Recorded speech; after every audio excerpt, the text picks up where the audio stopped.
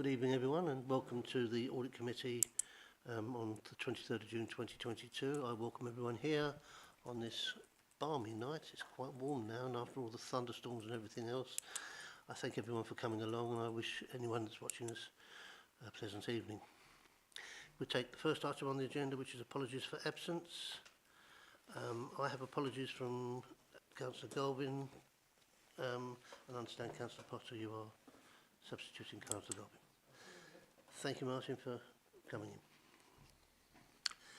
Take item 2 on the agenda, that is a record of the meeting. Can I sign, before I sign the records of the meeting, are there any other matters coming from the minutes of the last meeting? Councillor Osborne. Thank you very much, Mr. Chairman. So I just wish to raise on page 8, item 758, the annual audit letter. I note in the last meeting, Councillor Maple representing myself as I was absent.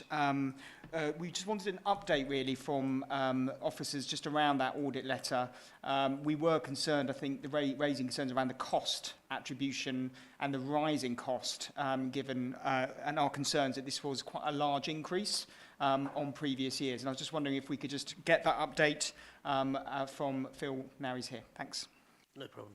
Phil, can I ask you to update us on the meeting? Yes, thank you, Chair. So I had previously written to PSAA regarding the fees for the 2019-20 audit. Since the last Audit Committee meeting, the fees proposed by Grant Thornton were largely upheld, so that my email to PSAA didn't yield a very positive response. Following the Audit Committee, when we considered the fees that were being proposed for the audit of the 2021 accounts, which the Audit Committee said they were unhappy with, as did I. I wrote again to the PSAA saying that before the audit is concluded, I would like a discussion with them before we agree any fees. That did elicit a response, and I had a meeting with the PSAA today, and they have committed to contact me when Grant Thornton makes its formal representations to them, so we can deal with it at that point.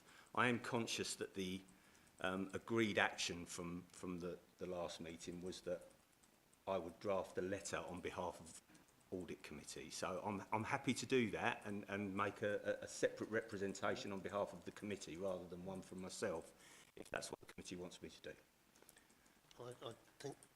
Thank you, Phil. Yeah, I do believe that was the agreement that we came up with at the last meeting. So I'd like us to go ahead with that. That's okay. Anything else, Tristan? No, thank you very much, Mr. Chairman. But, you're welcome. Thank you. So with that in mind, can I sign the record of the meeting held on the 17th of March 2022 and a record of the joint meeting of committees held on the 18th of May 2022 as correct?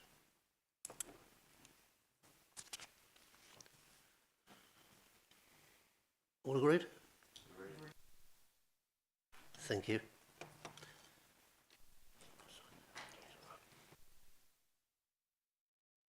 Take item 4 on the agenda, which is declarations of declarable pecuniary interests or other significant interests. Are there any declarations of interest? Councillor TJ. Thank you, Chair. The internal audit and counter fraud report mentions the Innovation Centre. My business holds a virtual office there. Thank you. That's noted. Right, we'll take item 5 on the agenda, which is the National Fraud Initiative Exercise Annual Update, and I'll ask James Larkin to introduce this report. Thank you, James. Thank you, Chair.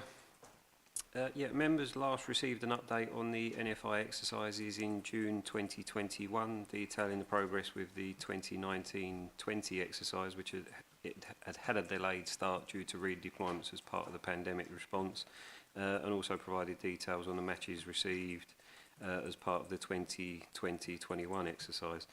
Since that last update, a significant amount of effort has been dedicated to dealing with the NFI matches to get things as up to date as possible before the next round of submissions in October this year.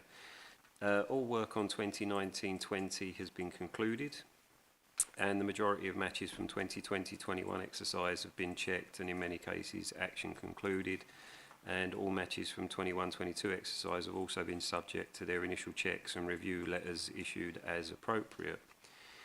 This is possibly the most up-to-date position we've had with the ongoing work for a number of years, and we're aiming to have them all concluded before the 2022-23 results are received. I should point out that other services are involved in the checking of some of the matches, although ongoing resource pressures has meant that the counter-fraud team have been responsible for checking the vast majority. Also to point out, the financial savings in the financial implications of this report show the results from the 3 exercises to date, but these are not wholly in addition to savings detailed in counter-fraud updates. Any activity dealt with by the counter-fraud team is recorded as part of our updates and includes cases that may have been generated as a result of the NFI data matching. So I don't want members to think the numbers are higher than they actually are. I'm happy to take any questions. Thank you, James. I'll open the floor up. Tristan. I have a couple of questions, but I'll begin and let others contribute. My first 2 questions were on this. First of all, the NFI has been doing a lot of work on COVID fraud, for instance, around organisations, and I noted in here there's not very much on COVID investigations, given the local authority received many millions, and we have been giving that out to organisations. Can you give me an overview of what scale of fraud review are we looking at in relation to money that we've given to small businesses, individuals, and others, and whether or not we have pursued those that potentially have tried to elicit cash from us that are not necessarily bona fide, because I think that has been seen in central government to be a major problem, and I was just wondering what scale of investigations your team has been doing.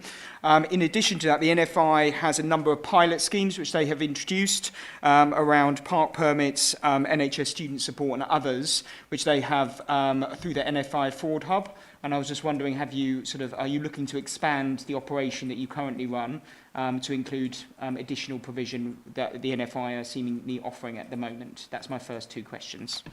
And I reserve for other questions later, yeah.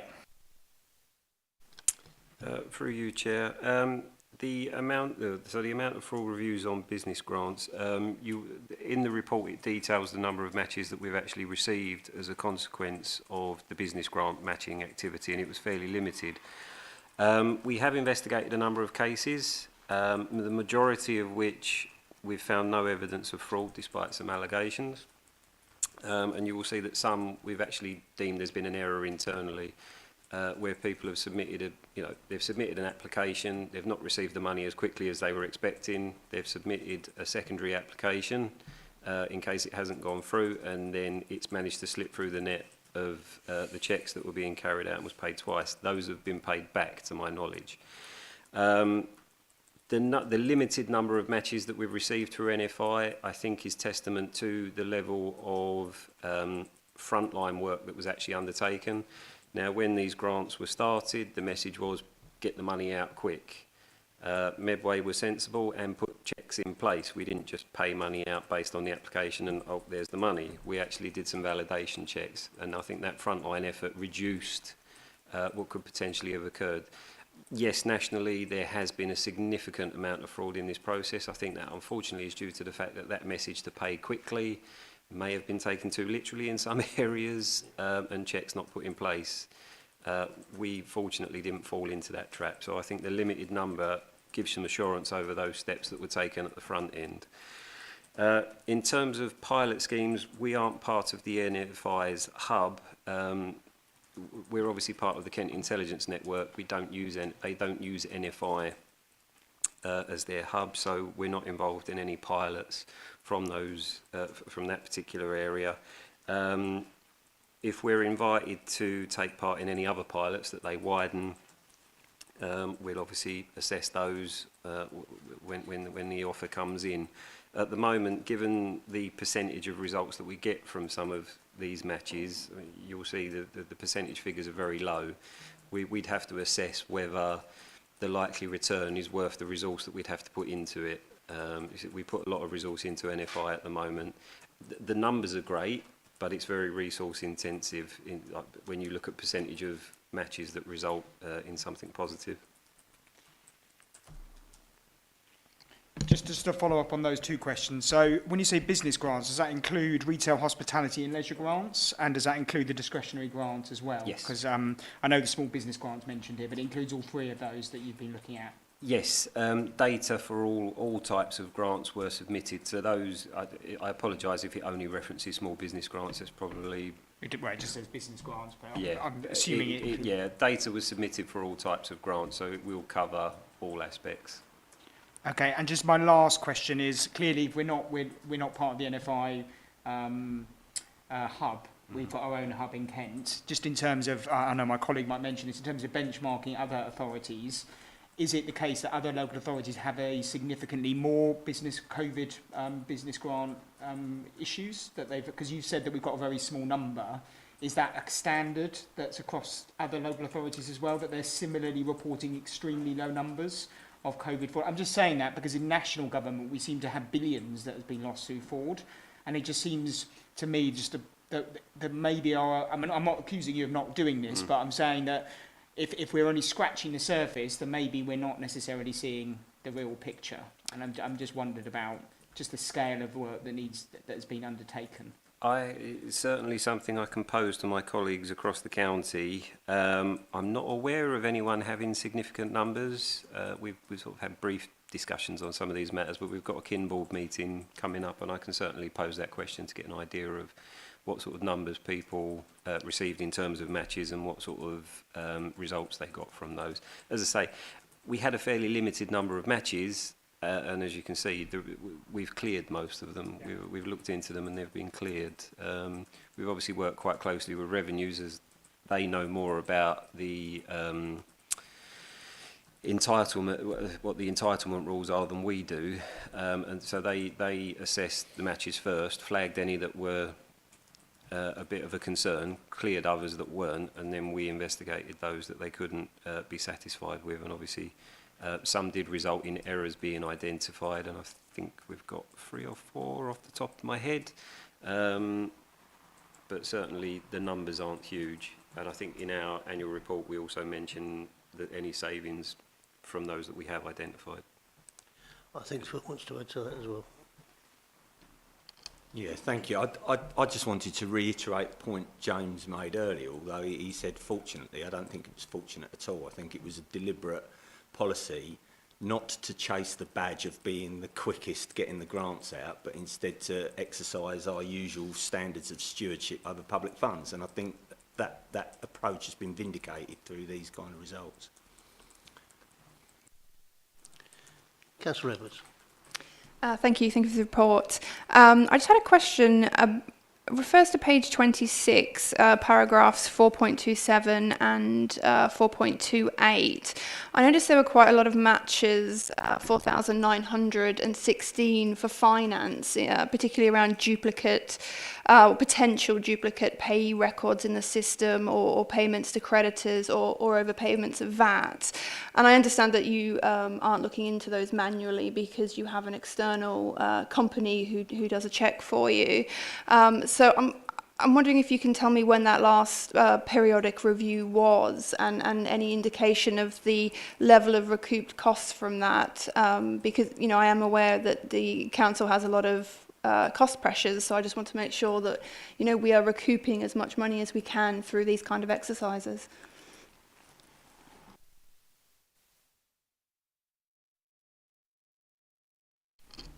Through you, Chair. So the exercise is conducted with an organisation called Meridian, and they look for those kind of errors in our purchase ledger. The amount varies. We do it periodically, every couple of years maybe, and the amounts that they identify vary. It has come down because we've learnt from the lessons from previous experience, but obviously when you're talking about transactions going through our purchase ledger that are sort of in the region of £200 million a year, to sort of anything between £50,000 and £100,000 that's identified over a couple of year period is, I don't think, unexpected. Thank you. Just as a follow-up, do you know when the last periodic review was done? And I mean, how does 4,916 compare to, I guess, the level of matches that you may remember that you've had in the past?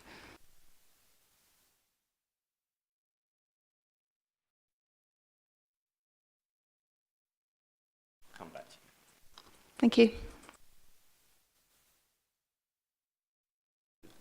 Just to add to that, the data matching isn't an exact science. There are across that 4,916, they're spread across, I can't remember how many reports I've said. There's certainly probably 8 or 9 different reports. Now, they'll match on supplier name, amount paid. Obviously, if you've got someone that's getting recurring payments, it's going to show duplicates but on different dates because they're getting the same every quarter, for example. So the percentage likely to be a positive hit for us to get money back is very low. Gravesham, obviously I work to cover the work for Gravesham as well. They have a much lower number of matches, but we only had, I think, about 3 positives out of the last exercise. And when you look at the percentages, they're not going to be huge amounts. And with the periodic reviews conducted by Meridian, they pick them up already. So it's a lot of manual work for potentially limited return, which is why we choose not to look at those particular ones. Councillor Potter. Yeah, thanks, Chair. With the COVID grants, I've read about unscrupulous individuals that were buying up sort of dead stick businesses and other such entities in order to claim the grants for that sole purpose, and then obviously they just do away with it. With this record matching, anything with technology, anything with computer systems, the data you get out is only as good as the data you put in and what you ask it to do. Will the data matching process be looking for this sort of thing, where you have lots of individuals who suddenly own companies and are claiming for grants all over the country? That I don't know the answer to. Obviously, what this particular data matching that we're involved in with the small business grants and the retail, hospitality and leisure grant fund, the discretionary grants that have all been mentioned, it looks for duplicates that we've paid the same company, both ourselves, or where a company appears to have received payment from another local authority as well as us. Some of the grants being referred to nationally, and I think what you're talking about with the dead businesses being brought up, that relates to the business restart grants, which council, we didn't have any involvement in that. That's been a massive area of targeted fraud, along with the Eat Out to Help Out scheme and things like that. So not all of the schemes they're referring to nationally were actually administered by local councils. I don't know what activities being undertaken with those. I know the National Investigation Service certainly has a lot of involvement in COVID grant fraud, but whether NFI does any additional work with them specifically on business restart grants and things like that, I don't know, because we don't have any involvement in it. Can I add to that, please? Thank you, Chair. So what I would say, not outside of the NFI exercise, the checks and balances that we'd put in place involved checking ownership of the business was there before the grants were announced. So there was a cut-off date, and if you weren't the owner of the business at that date, you didn't qualify for the grant anyway, and those kind of checks were being undertaken. So I'm pretty confident nothing like that would have occurred with the grants that were administered by Medway Council. Okay, Martin? Yeah. Yep. Councillor TJ.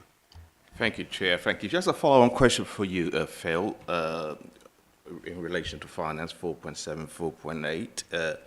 I mean, you mentioned that lessons has been learned and controls, I believe, are in place. I just want to know what type of controls have been put in place to mitigate against any potential risk, and how robust, how confident do you feel about the robustness of such controls or improvement measures? Thank you. So there's a number of types of errors that were picked up through these Meridian exercises. And I'll give you some examples. Invoices where I and one are being used interchangeably. So you get the same invoice that looks like it's got the same invoice number, but if it's got a 1 on one of the versions and an I on the other, and the 0 and O type thing, and we put checks in the system to pick that up when we're inputting, so that those kind of duplicate payments don't take place. That's an example of the kind of thing that we've kind of reflected in our system based on that learning. I mean, is that a purchase order system, and will that eliminate something like that? Because purchase order will be derived from yourself, I presume, with your own unique reference. Yes, that's right. Well, not the purchase; it's the invoice number when it's input. So the supplier will put that. They will. How do I word this tactfully? They play games with the invoice number, so that that sort of thing can happen. Or it can just be an input error, I's and 1's, and that results in duplicate payments. Okay. Councillor Osborne. So my next two questions were on, just following on from actually Councillor Potter's, there is a taxpayer protection task force that the government has set up, and it is said that there is supposed to be £1.5 billion recouped from business grants that have been provided out. I just wondered, have you had any contact with the taxpayer protection task force in relation to potential fraudulent outgoings, and have they given you any overview as to how we will be pursuing those? I mean, I accept that we have a more robust process. In fact, we might have a more robust process than other places. That's good. But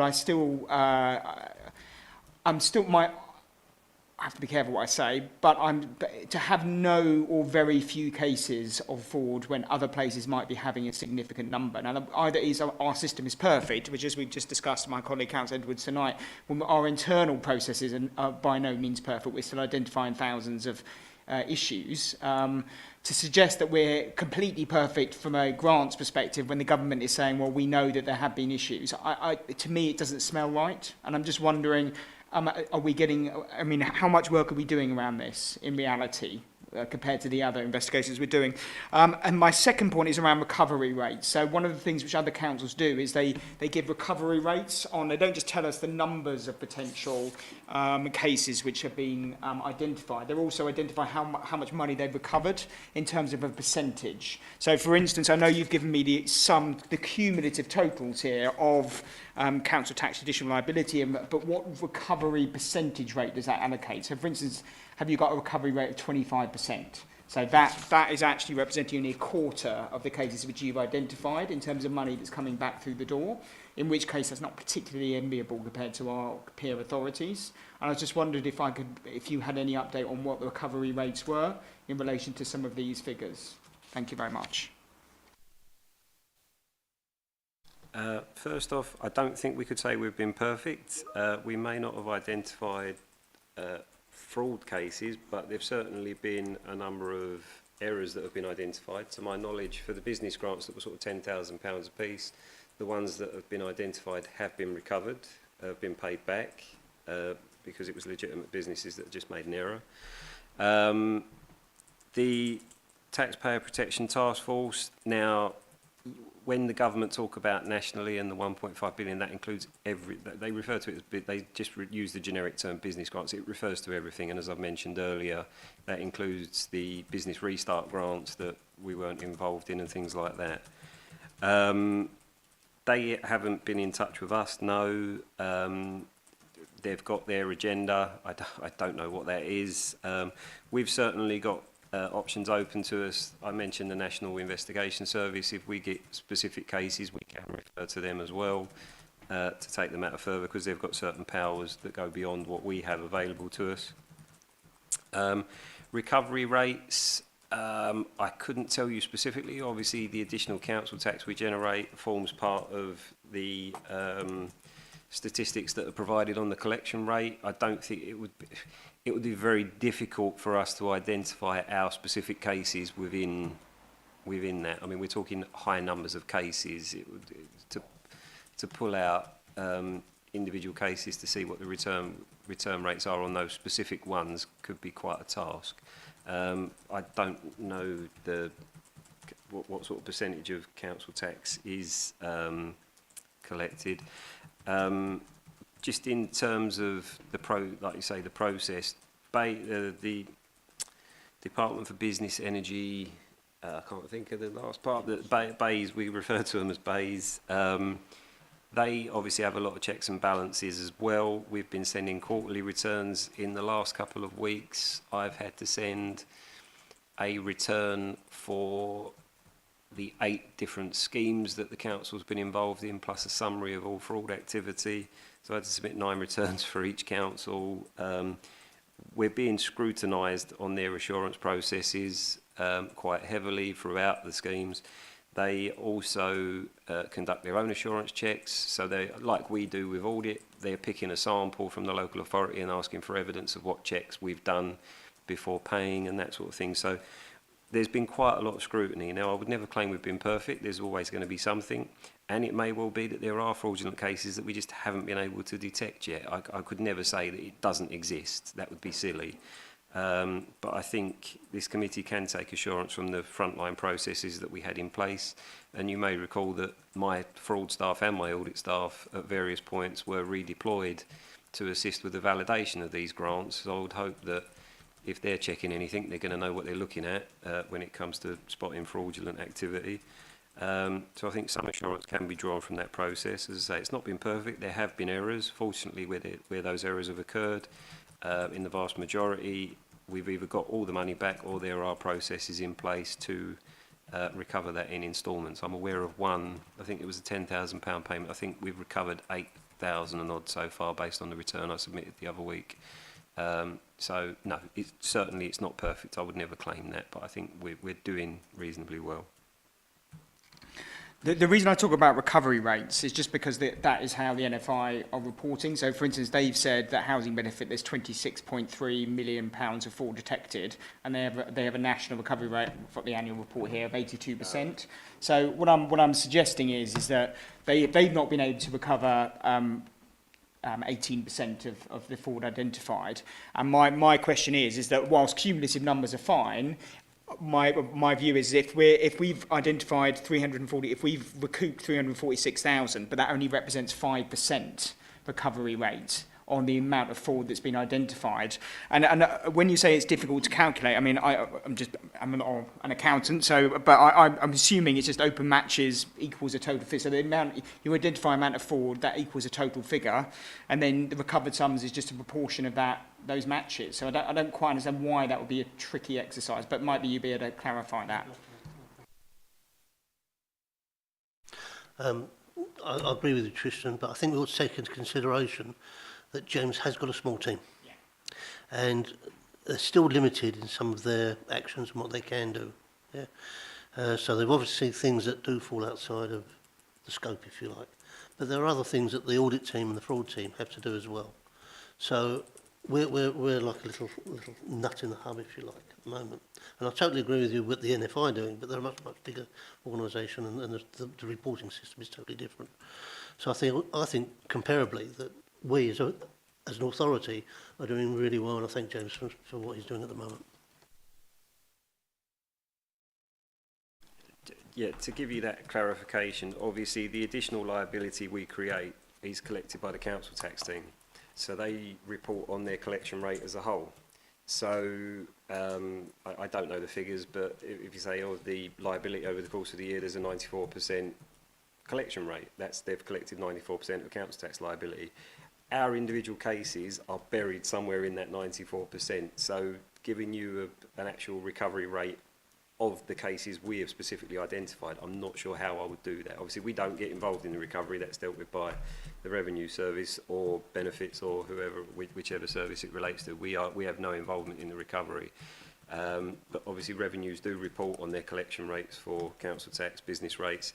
The work that we do and the liability that identifies is all buried somewhere within that figure. And actually identifying those specific cases, that's where I was saying, identifying which of our cases are within that would take a lot of work to drill down and identify. Any other members? Okay, thank you. Okay, we'll take item 10, the recommendations, and the recommendation is that this committee is recommended to note the report. All agreed? Agreed. Thank you, members. We will take now item 6 on the agenda, which is the Internal Audit and Counter Fraud Annual Report 2021. And again, I'm going to ask James to give his report. Thank you, Chair. Yeah, the annual report for internal audit and counter fraud, which can be found at Appendix 1, outlines the performance of the service against the annual work plan for 21-22 and brings together the information provided in the 3 updates presented to this committee during the year, along with additional information relating to work that's been finalised since your last update. Section 3, starting on page 36, details the resources available to the service. The original plan was based upon a projection at the start of the year, which obviously takes into account working days of all staff, less annual leave, allowances for training, administration, etc. And this projection forecast that 1,162 days would be available for internal audit and counter-fraud work. However, due to the impact of various periods of sickness and vacancy, 1,005 days of chargeable activity was undertaken, 62% of which related to internal audit and 38% to counter-fraud activity. As the Council's Chief Audit Executive, I am required to deliver an opinion on the adequacy of the Council's framework of risk management, system of internal control and governance arrangements. The basis for the opinion is formed in part by the internal audit assurance work undertaken throughout the year, but also considers other forms of assurance, including external inspections, which all feeds into the process for delivering the annual governance statement. These factors are detailed in section 4 starting on page 37, and I have reflected that where we have identified weaknesses, the actions for improvement have been accepted by management with a commitment for them to be implemented. My annual opinion can be found on page 38, and as you will see, I have given a positive opinion. Section 5, starting on page 38, provides the real detail of the work undertaken throughout the year. As you'll see in the initial bullet points, the agreed plan was amended throughout the year to take into account the changes in resource available, and the committee have approved those changes in year. The tables in this section, which start from page 39 onwards, show the results of each planned assurance review for members' consideration and the current position for any reviews that are yet to have reports finalised with clients. You'll note that the outturn for planned delivery as of 31st of March was 90% against a target of 95%, with 3 of the 29 reviews yet to reach quality control as of 31st of March. All reviews have since been completed, and we've been working hard to clear a backlog of quality control work caused by the absence and subsequent vacancy for one of the internal audit team leaders over a period of almost 18 months. I'm hopeful that the remaining reviews will be finalised before your first update in 22-23 in September. This is followed by 2 tables commencing on page 68 that detail the responsive or alternative assurance work and consultancy work undertaken during the year. And the tables from pages 69 to 71 detail the results of all counter-fraud and investigation work. Moving on, the service had 24 performance measures for 21-22, which are detailed in the Quality Assurance and Improvement Programme. Those performance measures are listed in the table at section 6, starting on page 72. Some key things to point out. ANCF 9 shows the level of productive or chargeable time, and we've met that target of 85%.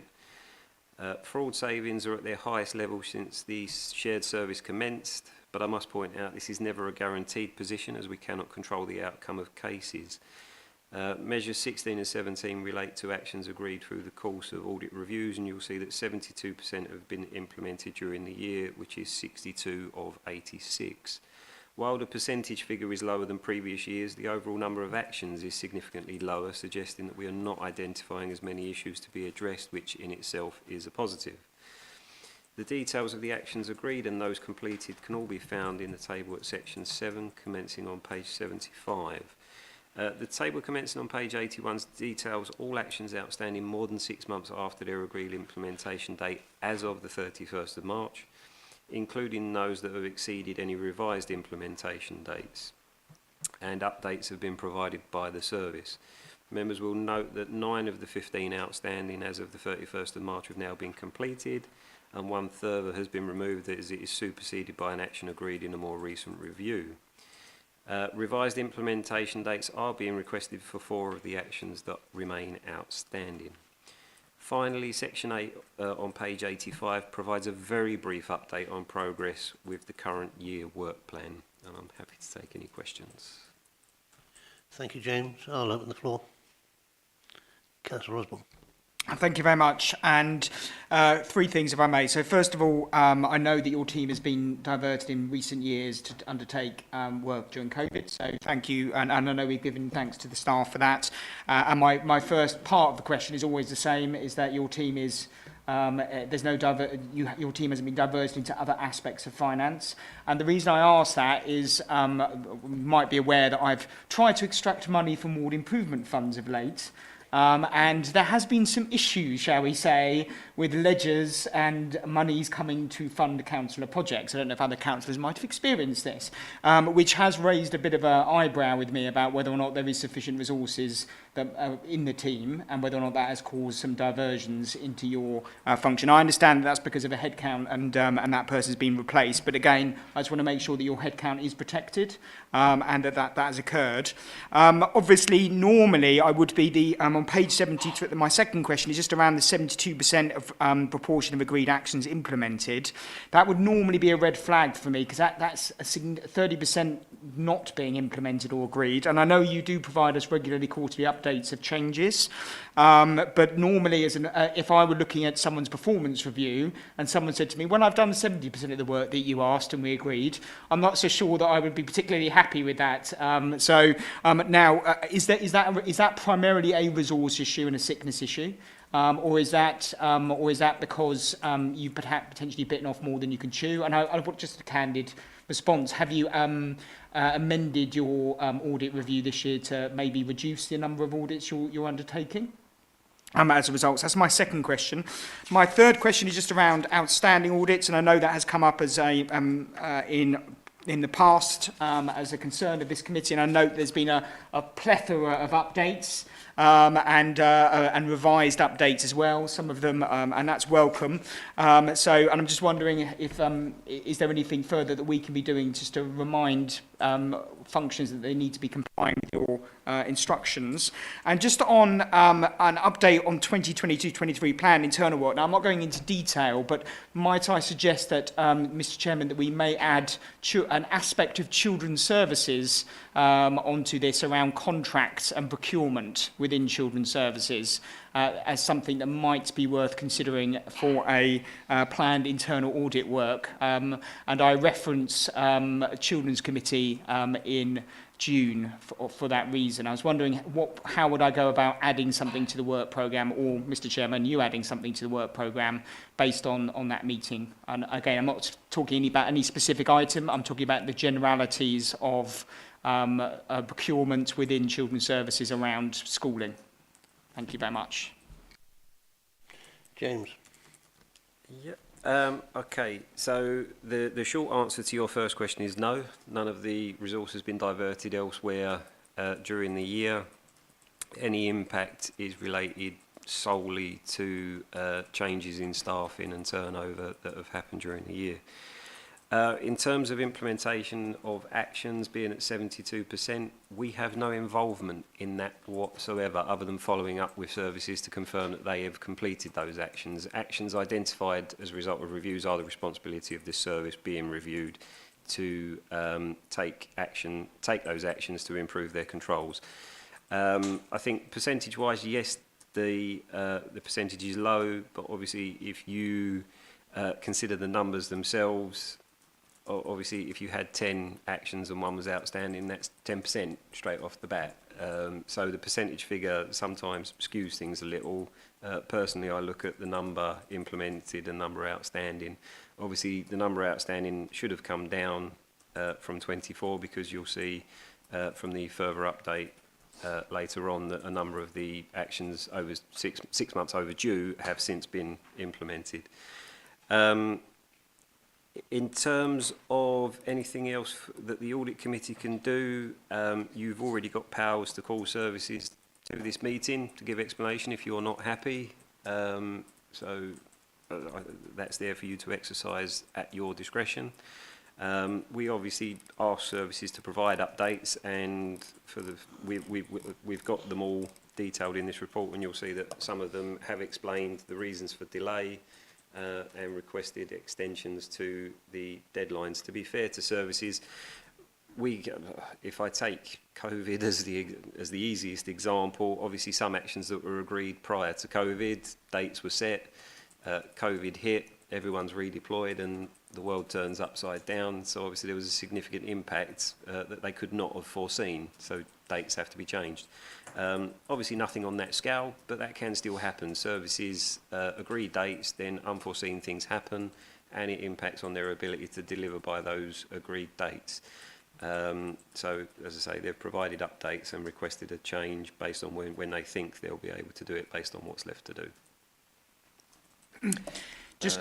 Sorry, and on your final point about contracts and procurement in children's services, we already have a scheduled review of children's commissioning happening this year, and I'm sure it's listed. Is it listed in section 8? No, it's not. Yes, it is. Section 8, reference item number 4 on page 85.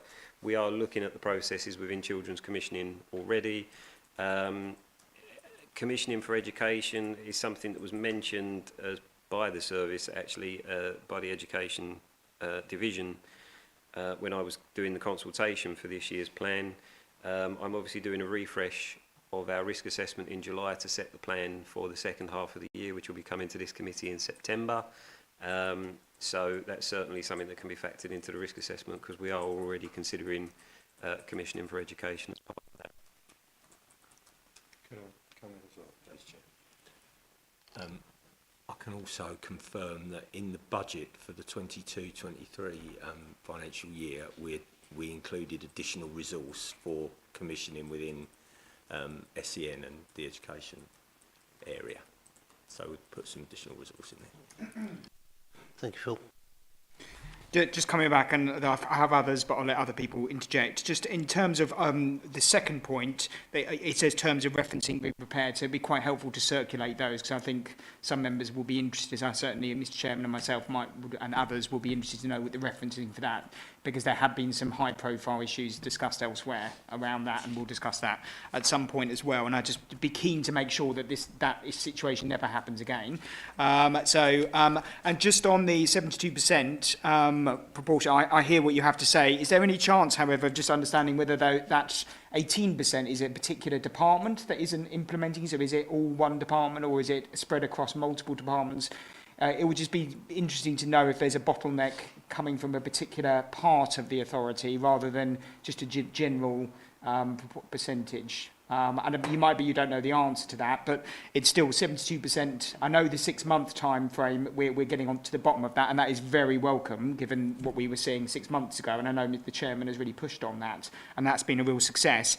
But the problem is that figure to me is still a bit high, and it shows that maybe there isn't a level of respect if we're only getting that proportion. I'm just wondering if there is particular departments that are, you don't have to tell me who, but departments that maybe need to be stepping up to the plate, and we need to be informing the portfolio holders that they need to be following through on your function, because otherwise we are wasting taxpayers' money for you identifying the issues if they're not following up on it.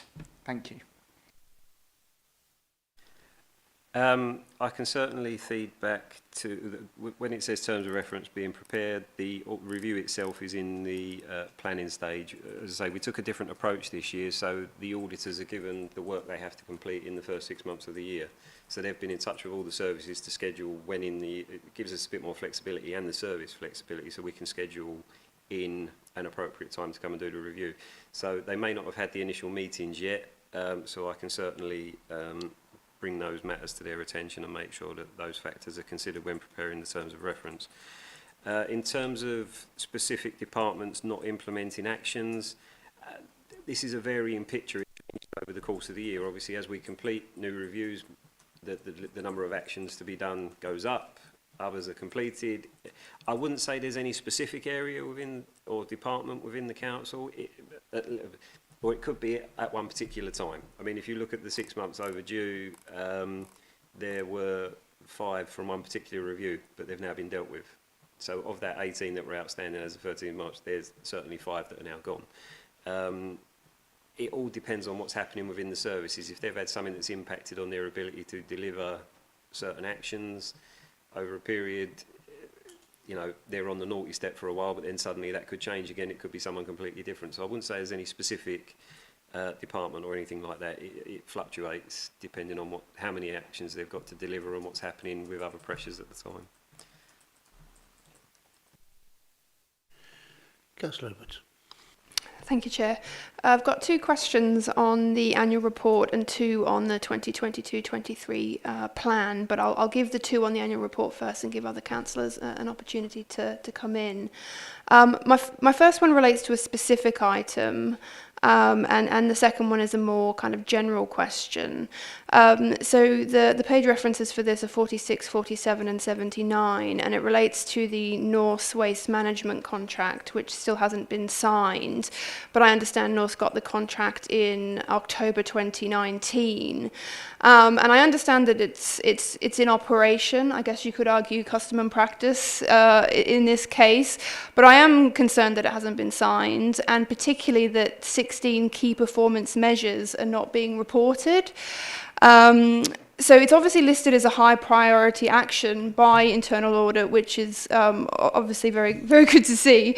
But it isn't clear from this paperwork why it hasn't been signed, and also when management thinks that it will be signed. And one of the things that isn't clear to me is also why this particular action doesn't fit into that table that you have where there's an action outstanding for more than months, because it would seem to me that this should have been signed quite a while ago, and you and us are due an explanation as to why not.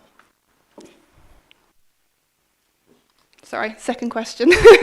Apologies. The second one, I think it was just a question of clarification, really.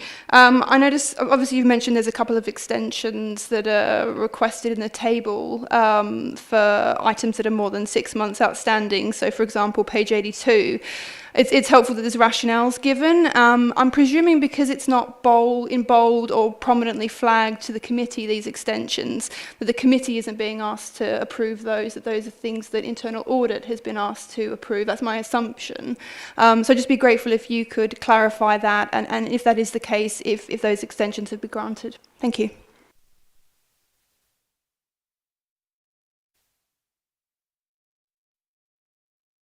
With regards to your first question about the contract, I'd have to look at the individual review to find out the date. Basically, when the review is conducted and the reports are being agreed with the client for publication, there's an action plan as part of that report that determines the date they're going to complete the work to implement that action.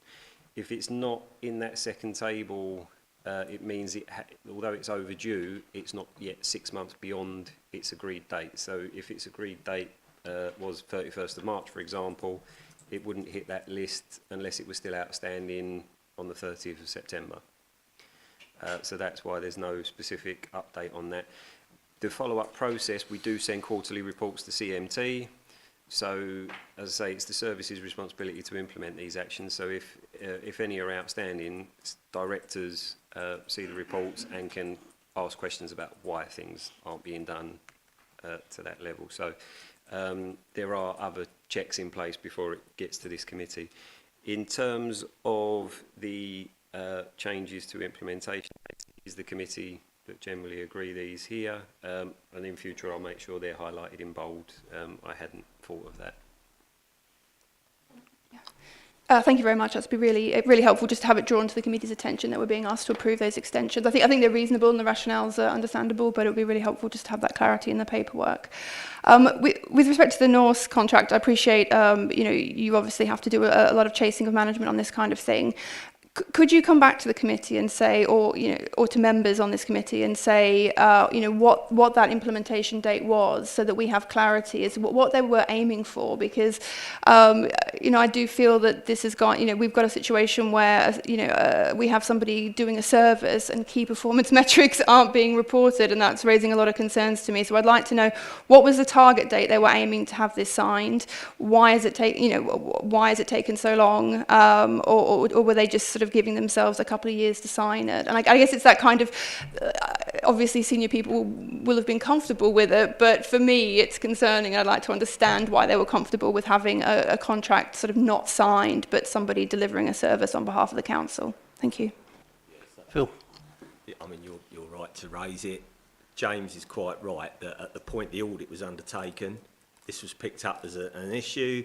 A date was agreed, so in terms of the audit action plan, it's not an overdue action, but you are absolutely right. A contract that's been running for 2 years, we should have a signed contract in place. I will commit to getting a briefing from the head of the service regarding this as to what the issues were, because I think what you'll probably find is that the contract is all but there, but there's some to-ing and fro-ing about certain elements of it that's led to this delay. But it's a good question, and I'll get a proper response to this committee. Thank you, Phil. To my knowledge, as I remember, this has been brought up at audit before. We brought it up at least twice. I've heard it come up before about it not being signed.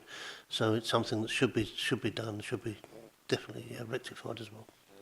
Just to answer your question, the planned implementation date that was agreed at the time of review was the 31st of March 22. So it's only just, at the time of the report, it was only just overdue. Okay.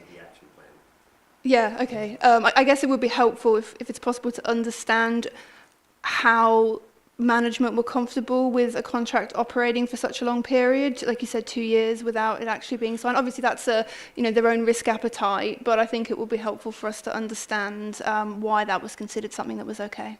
There was also the change from Veolia to Norse as well, so we have to take into consideration the time effects of making sure the contract is correct. But obviously, you're quite right in what you're saying.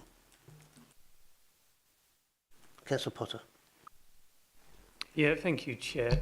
Well, first of all, I want to thank the team for the work they did with the Medway test audit. As you know, we brought you in, I think it was about 5-6 years ago now, after there were some issues with that aspect of the service. There had historically been issues. It was the first time, as I think I'd only just become portfolio holder, and it bit me in the backside, and I was determined it wasn't bite me in the backside again. So thank you for the work you've done there, and the most recent work. In terms of children's, you're actually going to have 2 bites of the cherry, because you've got the children's commissioning on the audit work programme, but you've also got the improvement plan on the audit programme, and quite right too, because we're spending a hell of a lot of money in this area. Now, we're always going to have to spend a lot of money in this area, because it does cost a lot of money to protect vulnerable children, absolutely. But we need to ensure we are getting value for money, and we are providing a high quality of service there. So your efforts will be very much welcome. Thank you. Okay, thank you, Martin. Cabby. Thank you, Chair. Just one for you, James. On point 26 on page 62, look after children. Medway Council provide look after children with regular savings. However, there's been some exception, is in red. I don't see any actions, so I just wonder if you could explain why there's no actions, and whether there's any measures in place to recover some of those monies from foster carers. No problem. Through you, Chair. The actions associated with that are actually on the next page, on page, the top of page 64. There were 2 risk management objectives for that particular review. So the first one you're seeing there, where it was red, that's the opinion for that one particular element, and then the next element was amber. Overall, the opinion was red, and the actions follow that just at the top of page, that box crosses the page. So the actions that are outlined at the top of page 64 actually relate to that issue. I'm aware that the business change team have been involved, and the council is basically looking to pay savings directly to the bank accounts rather than paying foster carers. The work is ongoing with that to address the issue, but I think they're almost there. And any recovery measure from the foster carers to deter, well, I know there's controls in place for that not to reoccur, but... The controls are being put in place to make sure it doesn't happen again in the future. There's a bit more work involved around, there's more work to do for the backward look. The actions that we've put in obviously are to address the risk of it continuing. That's being stopped. There's a lot more work involved in the backward look at whether there is any money missing that's got to be sorted out. That's going to take a bit longer to sort out, but the control issue that we've identified is being addressed very quickly.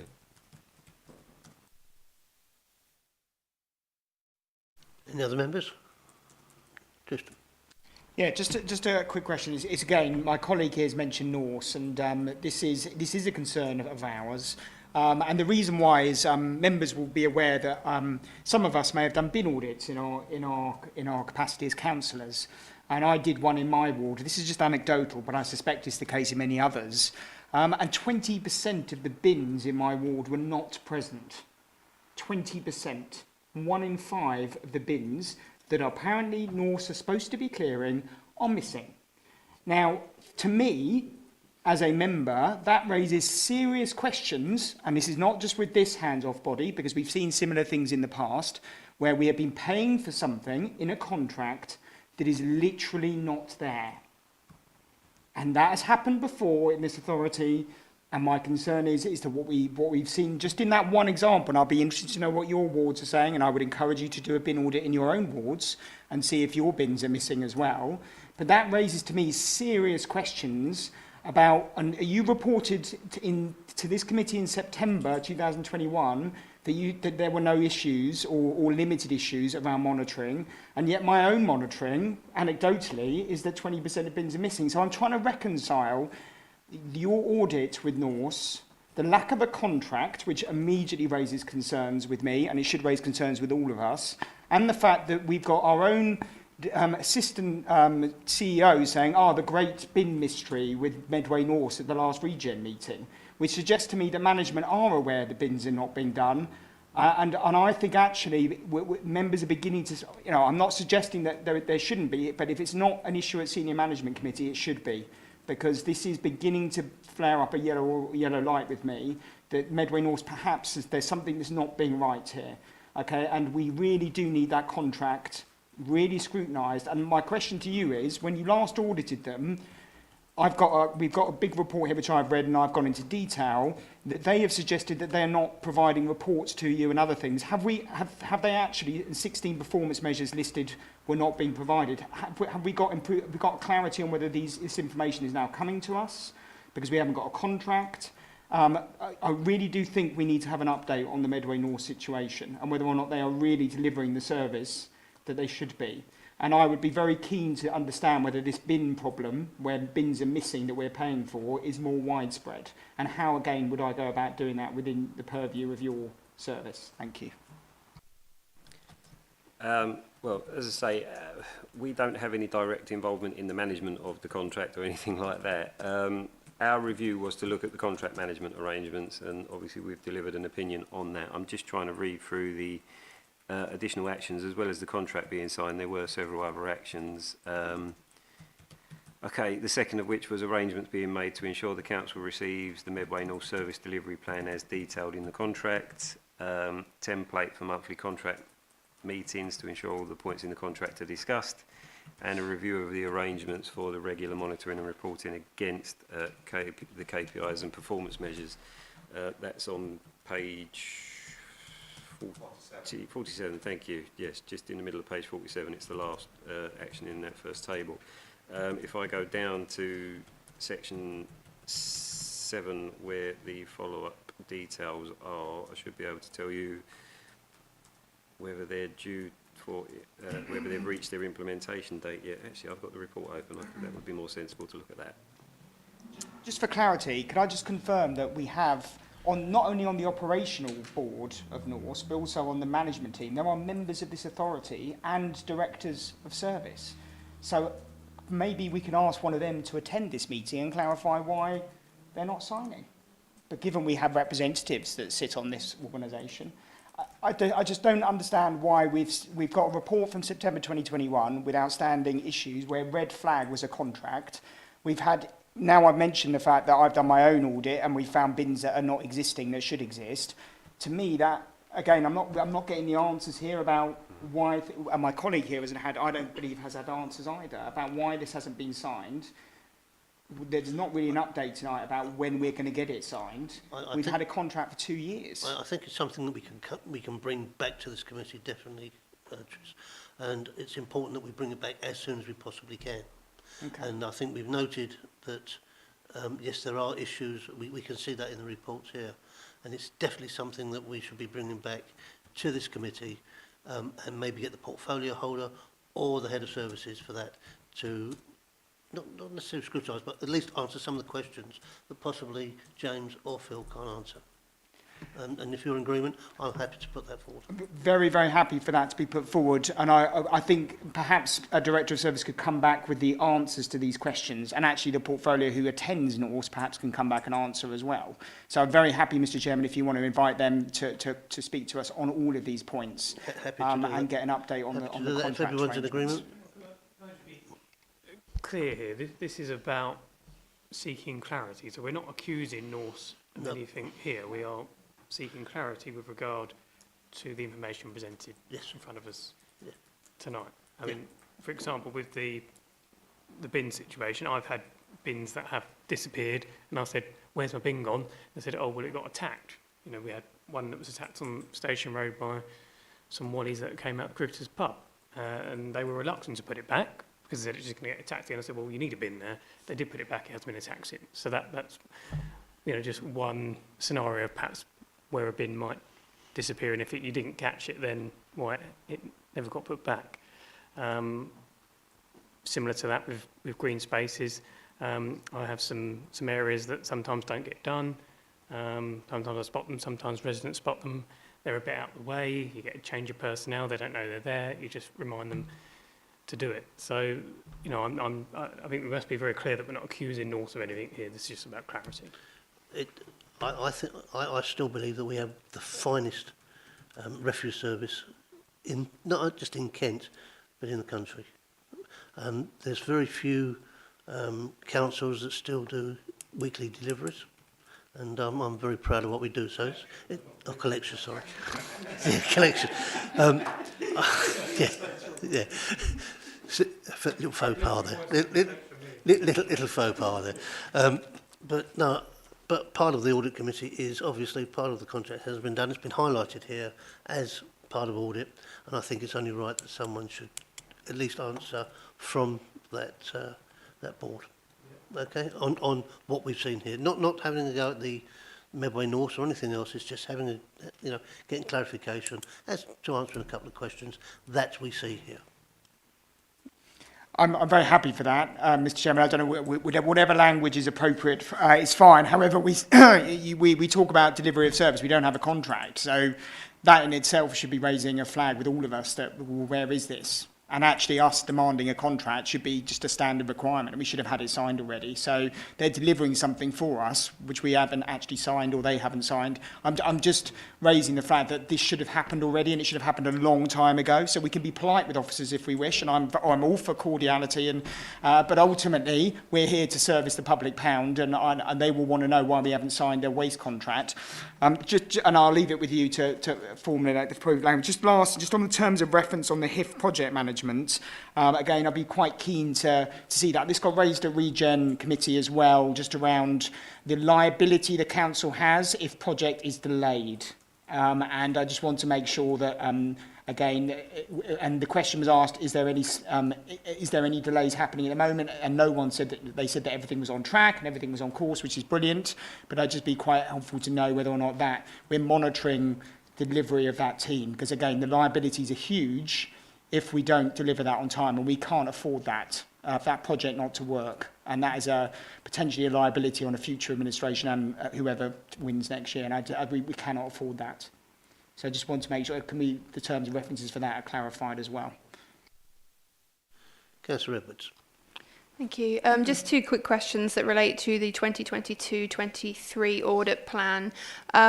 Just to follow up on the terms of reference for the HIF project management audit, as well as seeing the terms of reference, it'd be really helpful if you could maybe give us an idea tonight of the timescales that audit will work to, because as my colleague has mentioned, it's something that a lot of councillors are concerned about, and I think members of the public are also, and special interest groups are very interested in how effective that project management is. So yeah, side of the terms of reference and an idea of timescales would be really helpful.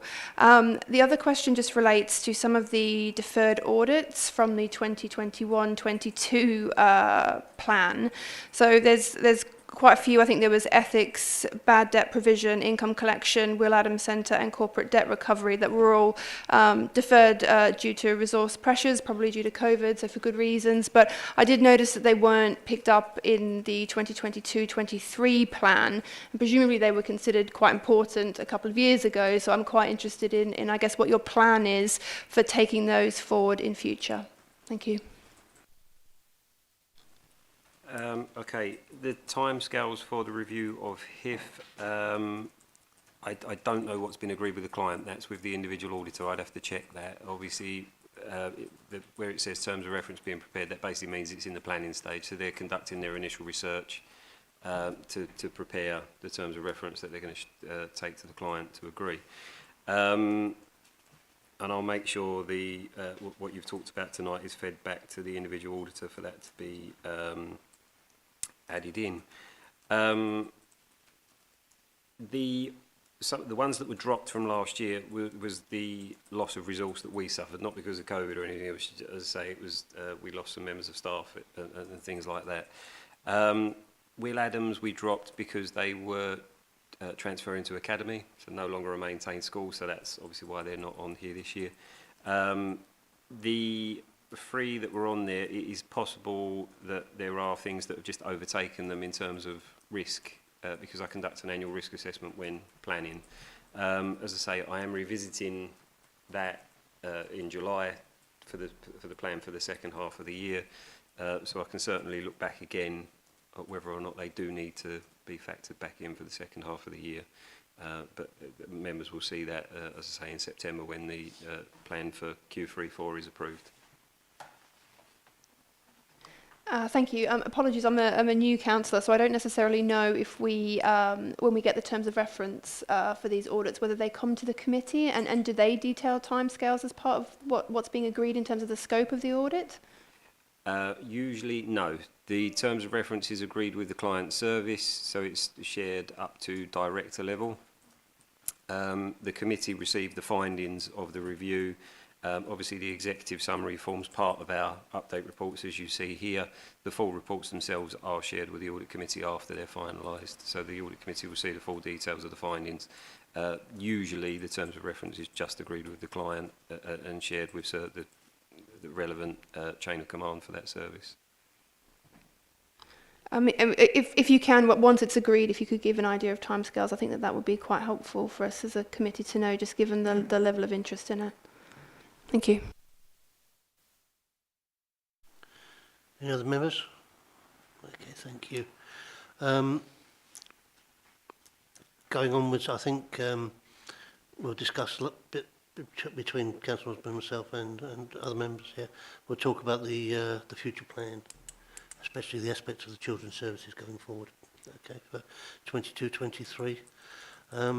With that in mind, the committee is recommended to note the work undertaken by the Internal Audit and Counter Fraud Shared Service for Medway during 21-22 in providing an effective service to the Council, and the committee is also recommended to consider and support the opinion of the Council's internal controlled environment provided by the Head of Internal Audit and Counter Fraud Shared Service as set in Section 4 of Appendix 1, that Medway Council's risk management, system of internal control and framework of government was sufficient and effective and contributed to the proper, economic, efficient and effective use of resources in achieving the Council's objectives.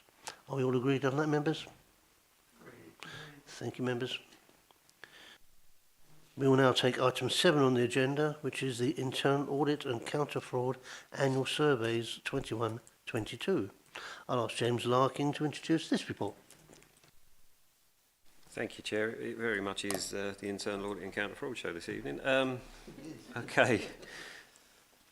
Right, to give some clarity to this, so some of our performance measures are linked to satisfaction with the service, and we issue surveys to gauge the wider level of satisfaction across the organisation. The last survey was undertaken at the end of 2018-19, and although obviously we intended to undertake it annually, the impact of COVID prevented this, as we kind of entered lockdown just around the time we would have been doing the 1920 one. Following the move to designated roles, we decided to issue separate reviews for internal audit and counter-fraud. So we can't make direct comparisons with the previous survey in all areas because that was a generic one covering both. But these results will now form the baseline for future surveys. I don't propose to take you through each individual question, but I'll give you an overview of the results from each survey, and if it's helpful, Chair, I can pause after each survey to take questions on that individual one. Okay, so the internal audit survey was issued to service managers and higher, including elected members, as they are the most likely to interact with internal audit.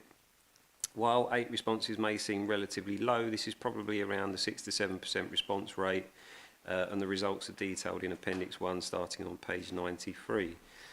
To give a bit of detail, 5 of the 8 responses were all from various areas of the council, and the remaining 3 were from members, and an average score of 7.88 out of 10 was received for understanding of internal audit's role.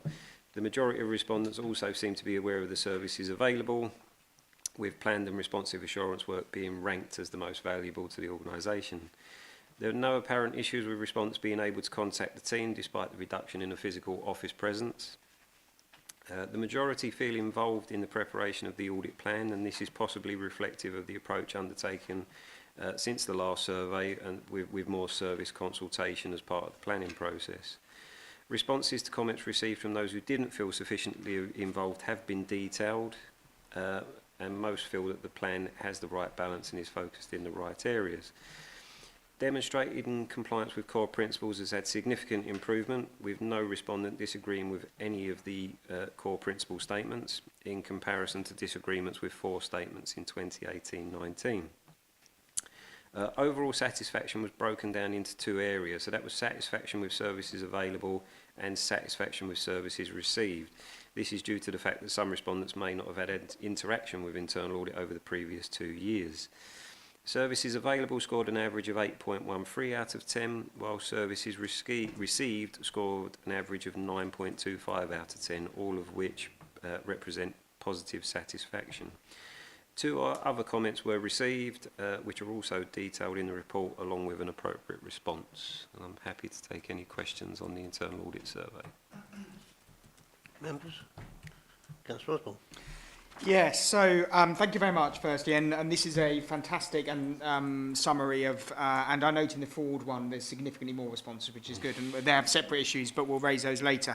I suppose my concern with this, first of all, my macro concern really is there's not significantly a number of responses here for me to make any judgment, and I'll be candid, 8 is not enough for me to make any reasonable assessment of the quality or not of your service. And I know that your team is brilliant, and I know we've had good reports, but nevertheless, this is not quite the expectation. And I know also, disappointingly, there are whole divisions that are spending millions of pounds of council taxpayers' money who you have audited, who haven't even responded. So again, that does raise concerns. So my first question is, learning from this for next year, is there a plan to broaden the scope of the consultees and to also make it compulsory for directors to respond as well? Because I think that this is a critical internal function, and actually one that we are looked at from an external perspective as well. And there's a quality issue here, and it isn't the questionnaire that you're putting out; it is the lack of detail that we're getting through. So that's my first question. And my second question is just around whether or not, in terms of where we go forward on this, so obviously you've given us some details and information. is there a next stage for this? So are you going to produce a report following this where there's implementation or areas of weakness that you've identified that you're going to improve? So I'm getting a lot of what the problems are in this from the small numbers that have responded, or not, as the case may be, because there's a lot of success here. But is there anything that you think has come out of this which is going to drive change in the audit function? That's my two questions now. So learning from the process, yes. 8 responses is quite disappointing. I think last time overall we had 14. Essentially, it could have been timing when we sent it out. I don't know is the honest answer. Whether we can make it compulsory, I have no idea. That's something we can certainly look into. It could have simply been timing and people having opportunity to respond. It was open for several weeks, but services are under significant pressures to get things done. This, in all reality, is it necessarily on their priority list? I don't know. But we can certainly look at ways to improve next year. In terms of improvements for ourselves, yeah, we certainly, although there are no issues with people there's no identified issues with people making contact with us, which is a good thing.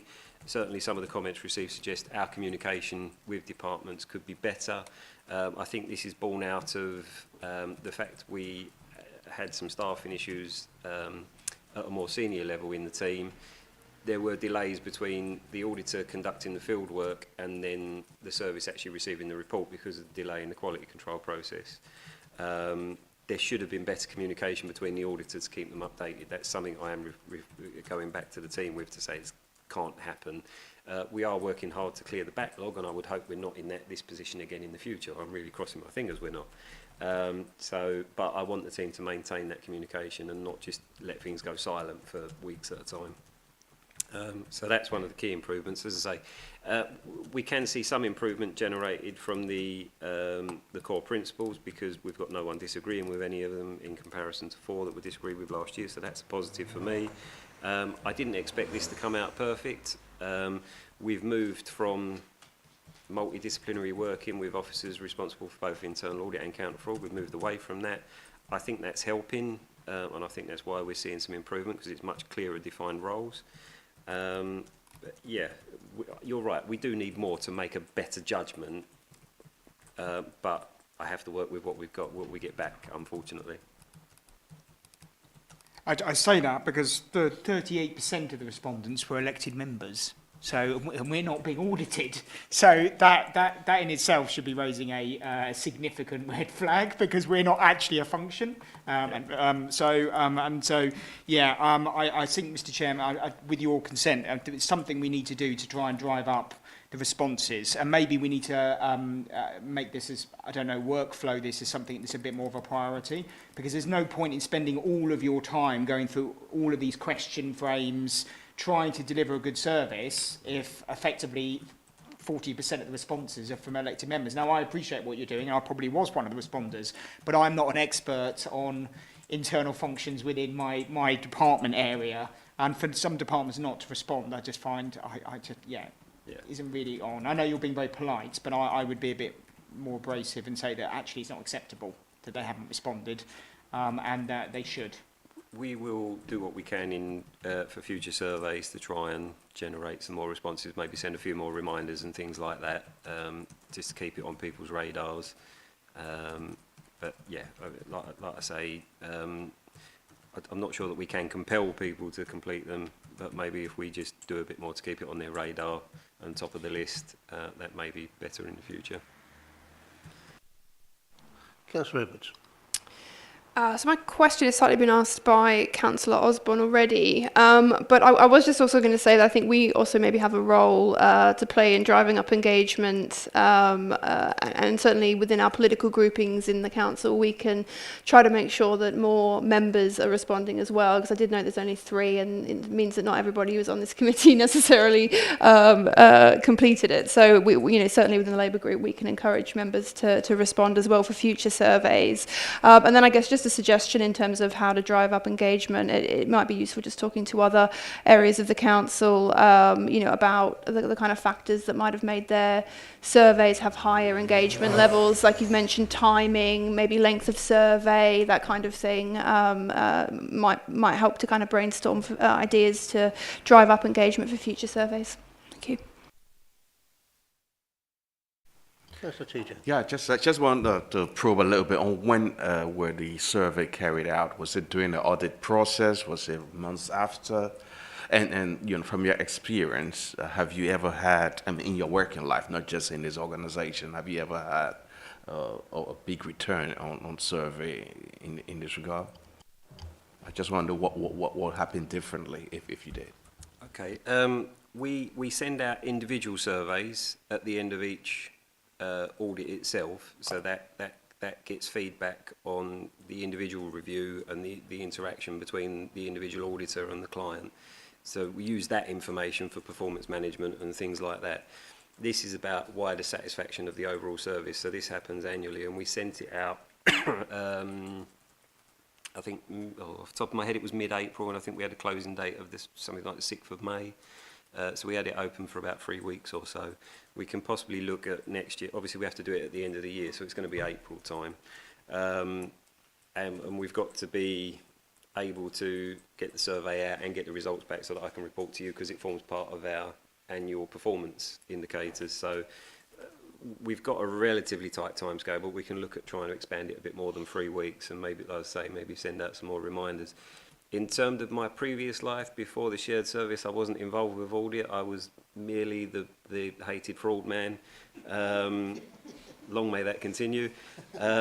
So I can't give comparison to previous experiences, unfortunately. As I say, last time around we got 14, I think off the top of my head it was 14 responses. So it's a little disappointing that it's dropped, but as I say, the pressures on staff now are very different to what they were a few years ago.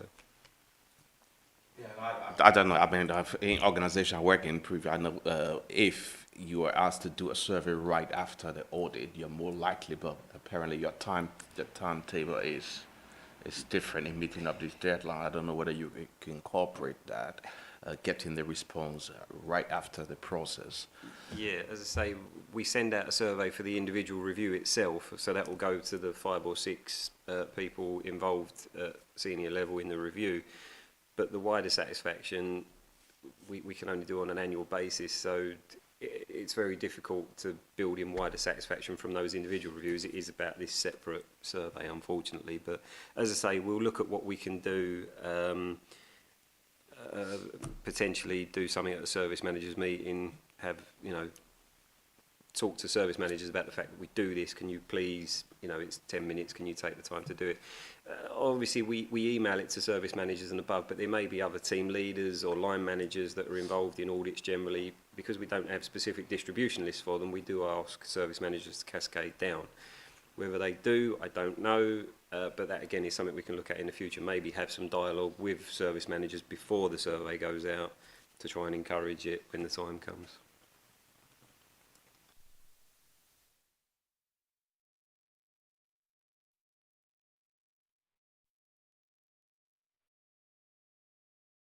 Moving on to the counter-fraud survey.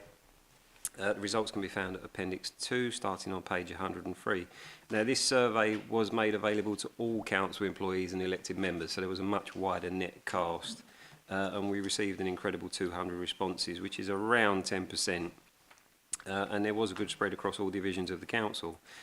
Awareness of the team and services is poor, with 79% providing either a neutral or negative response when asked about their understanding of the role of the counter-fraud team. In addition, less than 50% were aware of the majority of the services that the counter-fraud team provides.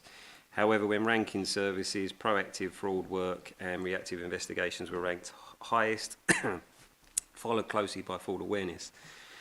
This trend continued in communication, with the majority indicating they did not know how to contact the team.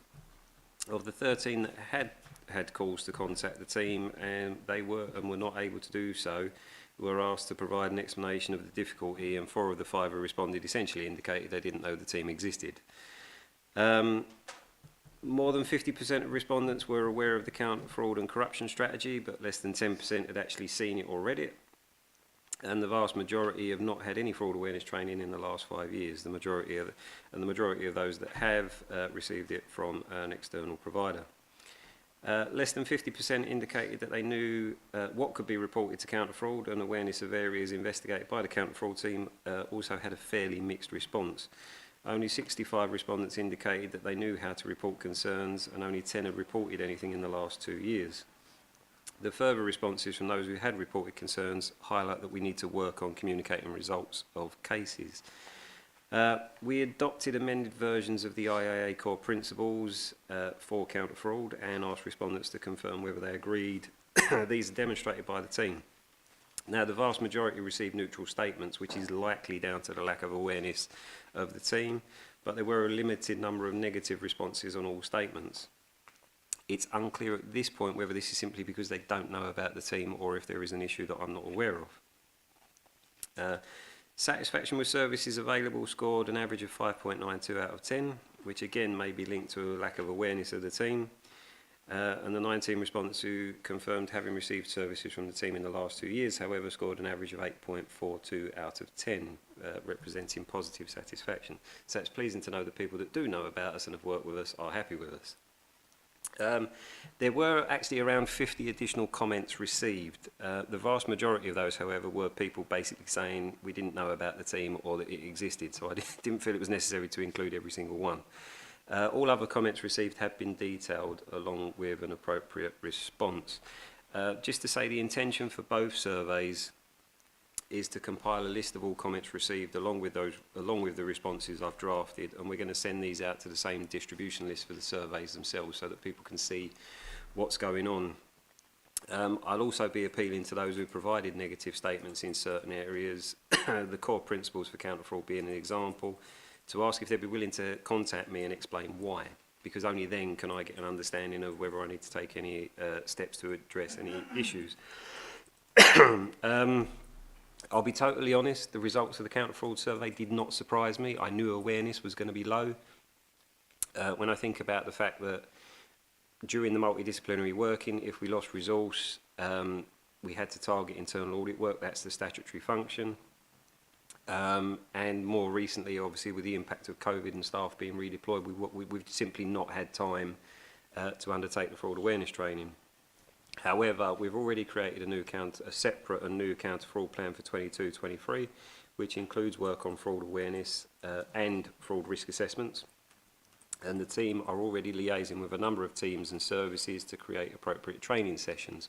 We're looking at generic sessions that we can put on iShare so that staff can sign up to come along, but we're also looking at what we can do with individual teams going along to their team meetings. For example, officers from my team are at the moment in discussions with the direct payments team to start talking about the work that they do and what areas we might be able to then focus on fraud awareness training on. So the results, quite honestly, not great, but fully expected. I already knew that before the survey went out, so I'm not surprised by it.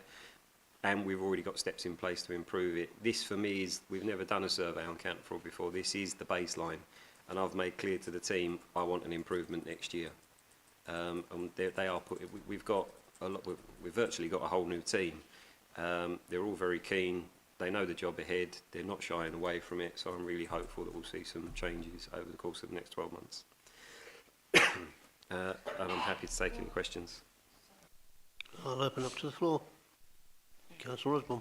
Thank you very much, and I appreciate your candour on this. I think I suppose the first question I have is, given this is a non-statutory function, you get 200 responses. On the statutory function, we get 8. I don't know whether there's something I can read into that. Maybe there's some lessons to be learned on. I mean, did they go out in the same email? I mean, I don't quite understand how there's a massive discrepancy here. They were separate, and the discrepancy is obviously caused. The internal audit survey would have gone out to around 100, 120 people.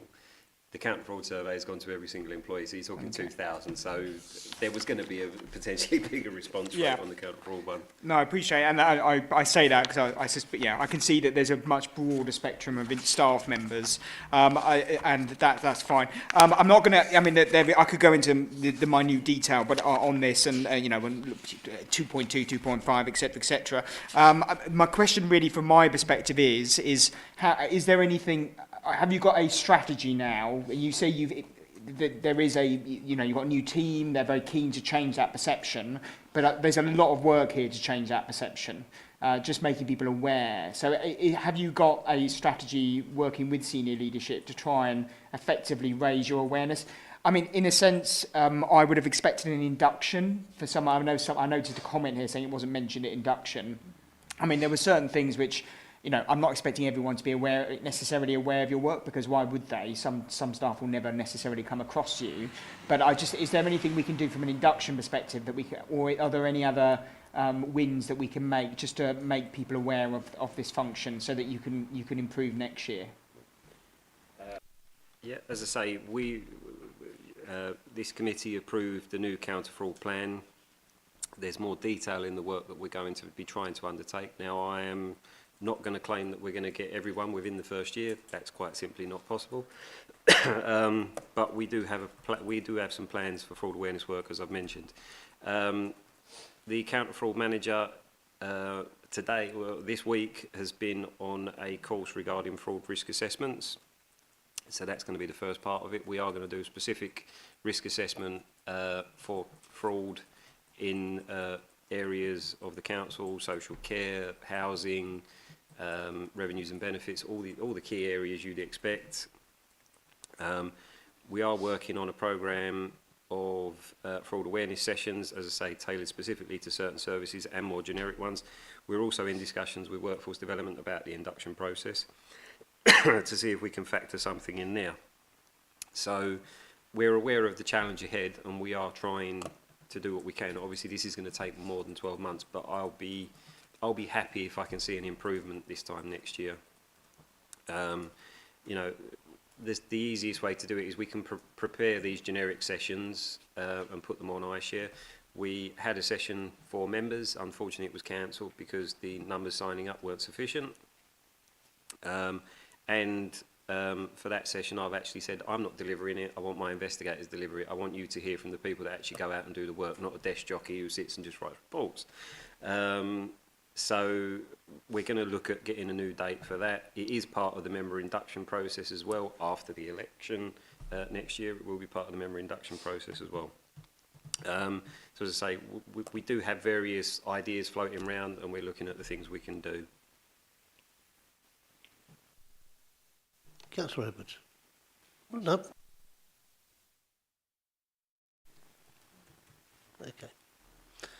Okay. The committee is recommended to note the results of the internal audit and counter fraud satisfaction surveys. Is that agreed, members? Thank you very much. The meeting is now closed. Thank you very much indeed.